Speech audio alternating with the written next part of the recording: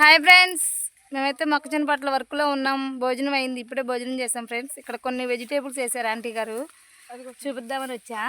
చూడండి ఫ్రెండ్స్, మేమైతే నల్ల సొరకాయ అంటాం. ఇది వైట్ పొడవ సొరకాయల కన్నా బాగా టేస్ట్ ఉండిద్ది. మీలో ఎంతమందికి ఇష్టమో ఈ సొరకాయలు కామెంట్ బాక్స్లో కామెంట్ చేయండి.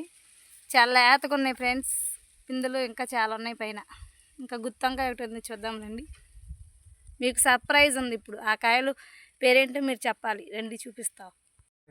ఇది చూసారా ఫ్రెండ్స్, ఇది బ్లాక్ గుత్తంకాయ. ఆంటీ గారు ఒకటే ఒక కాయ పడిందని ఇత్తనం కట్టారంట, అందుకే రెడ్డిగా అయింది. చూడండి కాయ నారు పోసి ఆంటీ గారు నాకు కూడా మొక్కలు కావాలని అడిగా. చూడండి ఎంతలా ఉందో, అరిచే ఎంతలా ఉంది.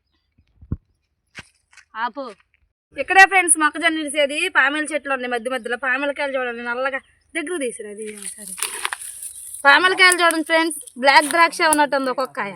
వావ్, ఇది చూడండి సర్ప్రైజ్. ఇవైతే తూక్కాయలు ఫ్రెండ్స్. మీలో ఎంతమందికి తూక్కాయలు తెలుసో కామెంట్ బాక్స్లో కామెంట్ చేయండి. ఇక్కడ మా అన్నయ్య అయితే పండిందని కాయ తెచ్చారు, దగ్గర చూపించి.